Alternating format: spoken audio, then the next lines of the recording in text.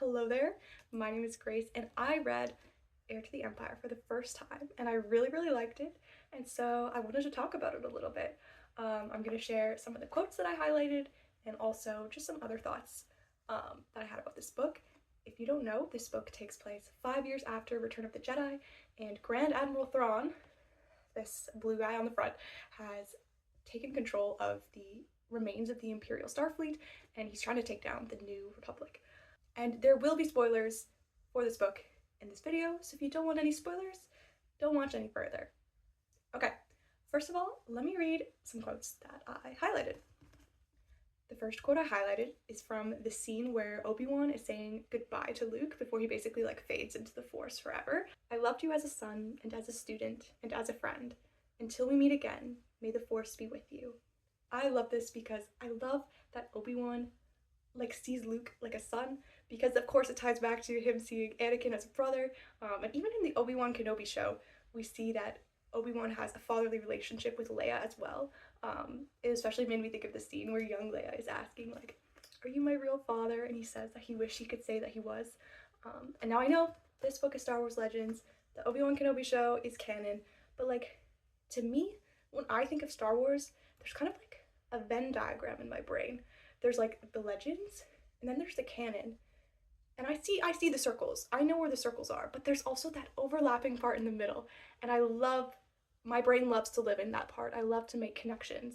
I love to, kind of just base my ideas of characters off of both canon and legends. You'll see even later on in this video that we're going to spend a little bit more time in that center area of the Venn diagram. So that was the first quote I loved. And later on, I also really like Luke is thinking, "Then I am alone," he told himself. "I am the last of the Jedi." He seemed to hear Ben's voice, faint and indistinct, as if from a great distance. "Not the last of the old Jedi, Luke. The first of the new."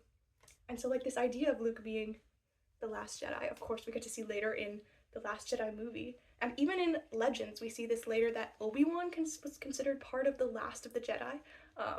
There's a series called The Last of the Jedi, a kid's series, which I read last year and absolutely loved. And think about the pressure and the loneliness that Luke must have felt, thinking of himself as the last of the Jedi. And so I really love that Obi-Wan kind of flips that idea on this head and says that, no, you're the first of the new Jedi, actually. And I love how that plays out in, well, do I love how that plays out in canon? It doesn't really go very well initially. But then, we get Rey, and hopefully she will get to start up the Jedi Order herself later. And then in Legends, I kind of have yet to see how that will play out. I haven't read Jedi Academy or anything like that yet. But I did read Junior Jedi Knights, which is Luke training some Jedi, so I did like that series. So I love that Luke gets to take on kind of this responsibility of carrying on the legacy of the Jedi. Okay, another quote I love is from just the next page. Luke is talking to C-3PO, and he says, "Governments and entire planets are important, 3PO, but when you sift everything down, they're all just made up of people." There was a brief pause. "Oh," 3PO said. In other words, Luke amplified, a Jedi can't get so caught up in matters of galactic importance that it interferes with his concern for individual people. He looked at 3PO and smiled. Or for individual droids. I love this quote so much. I read this and I was like, this is the living Force. I just read the canon book, The Living Force, earlier this year, and it's all about Qui-Gon Jinn teaching the Jedi Council about, well, not teaching them about the living Force, they know about the living Force, but really encouraging them to go out and help one person, to care for the individual beings that are around them. And what I especially love is that in the living Force, it's Qui-Gon who encourages the council in this area, and then in this book, Luke kind of considers this one of Obi-Wan's last lessons to him. And so, Qui-Gon is Obi-Wan's master, and so I love that both of them have a legacy of teaching about the living Force. Very cool.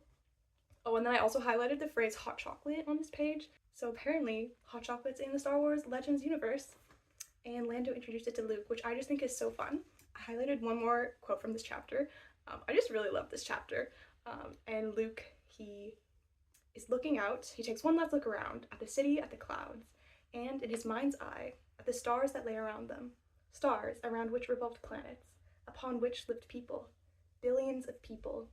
Many of them still waiting for the freedom and light the New Republic had promised them. He closed his eyes against the bright lights and the equally bright hopes. There was, he thought wearily, no magic wand that could make everything better, not even for a Jedi. I just love the idea of Luke, yeah, thinking about all of these stars and all of these planets and all of these people, and I just think like the phrase of like the bright lights and the equally bright hopes is quite beautiful. Okay, moving on. I did not highlight this one, but I do remember what page it's on. And there's this one point where Luke is going to try and like rescue Leia and Han from the Nogri, I don't know how you say it, who are trying to kidnap them. And it says, but 5 floors was too far for even a Jedi to safely leap. I didn't highlight this, but I did underline it, and I wrote skill issue. I know this book is, of course, one of the earliest pieces of Star Wars that we have, and I'm sure this is consistent with the lore at the time that Jedi are not able to jump that high, but like, I've read Light of the Jedi, which is, again, a canon book, and so to me, it's just really funny that Luke's like, oh, a Jedi cannot jump that far, whereas in like later Star Wars works, we do have Jedi jumping that far, if not farther. Okay, the next thing I highlighted is just Leia saying, why do I suddenly have a bad feeling about this? And there was like another time where someone also says the bad feeling quote that I highlighted. Oh, here's another good one.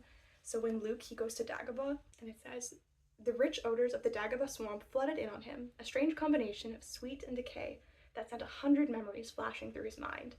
That slow twitch of Yoda's ears, the strange but tasty stew he'd often make, the way that wispy hair of his head tickled Luke's ears whenever he rode on Luke's back during training. The training itself, the long hours, the physical and mental fatigue, the gradually increasing sense of and confidence in the Force, the cave and its dark side images. The cave? First of all, I think it's so funny that like Luke is going down memory lane. He's thinking of all these things, and all of a sudden he's like, oh yes, the cave, and he's like, whoa, wait a second. And then he realizes that he's like landed his X-Wing right by the dark side cave. But secondly, I just love that he's reminiscing on all these little details, like the things that seem insignificant at the time, but he's like thinking back on his time with Yoda with such fondness, which I think is very beautiful. Ooh, one more thing I wanted to add was I love how Luke, you know, he goes to Dagobah and he feels like, you know, he should go there, and like he checks out the cave, because this reminded me of in Junior Jedi Knights, which takes place after, but Anakin Solo, who is the son of Han and Leia, their youngest son, he also like has his own little moment where he feels like he needs to go to Dagobah and check out the cave. And so I love that that parallel between uncle and nephew, and I can understand more after reading Heir to the Empire. I understand more why Luke would allow his nephew to go do that, because like Luke's like, oh yeah, I know what it's like to feel like I have to go to Dagobah, go to the cave, like go ahead nephew, it's, you know, I understand. Okay, we're on to the last 2 things I highlighted. The second to last one is that Luke actually thinks back to his quote from earlier, where he says, a Jedi can't get caught up in so matters of galactic importance that it interferes with his concerns for individual people. But he thinks this again to himself after him and Mara have like crashed their X-Wings, and he's like, should I go see if Mara's okay?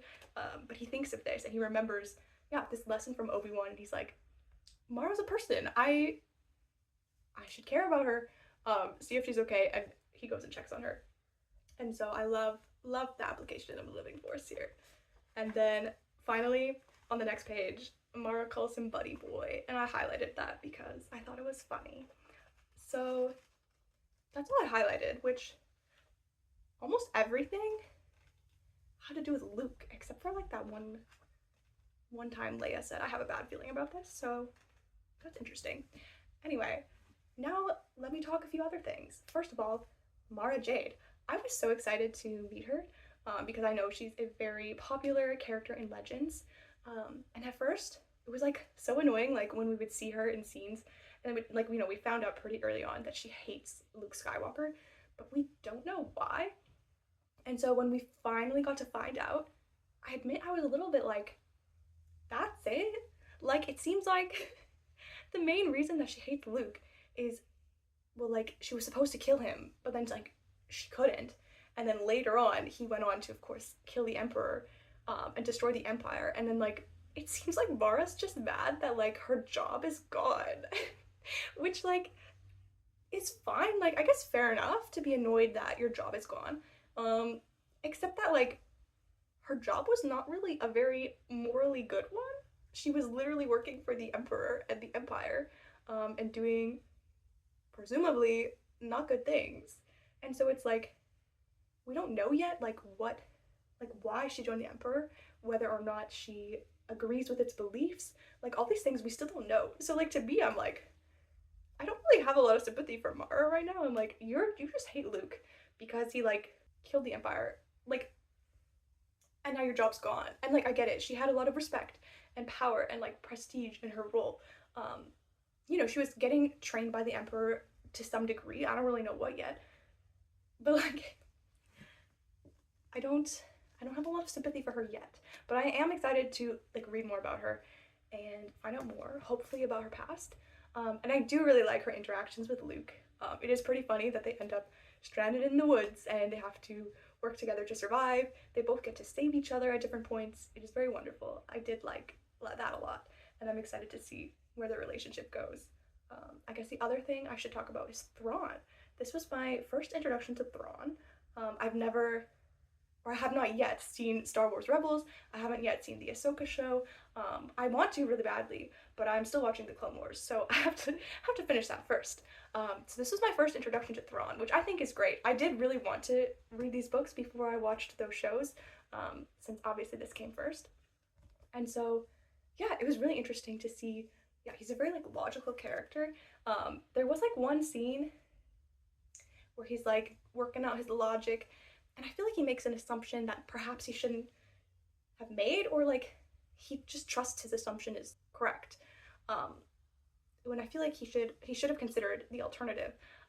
But there's this whole scene where these, like, two ships, and they have, like, you know, Leia, Han, Lando, Chewie, C-3PO are on them. They, like, leave the planet, and then they, like, dock with each other, do a little, like, switcheroo, and then they fly off. And, like, Thrawn has very conveniently had something to, like, sense and record this. And, like, the assumption he makes is that because of the time the ships are docked with each other, then there must have been 3 people who transferred. But I still feel like he should have considered that less than 3 people transferred, but that never crosses his mind, like, once. And then he, based off of his assumption, all his logic does follow. And then he's correct about what happens. But I am excited to see more of him. He really is, yeah, kind of a little bit of a mastermind. Maybe not as much as Palpatine was. I don't think Thrawn is pulling as many strings, but yeah, I'm very curious to see what the rest of the Thrawn trilogy will be like. So in addition to reading the book, I also picked up the 20th anniversary edition from my library, because this has an introduction by the author, and he also has annotations throughout. So after I finished the book, I read through all the annotations in here, which I highly, highly recommend. There's so many of them, just talking about behind the scenes stuff, like, you know, changes that he made, you know, things he put in this book that, like, he got a lot of pushback on, such as hot chocolate, which is funny.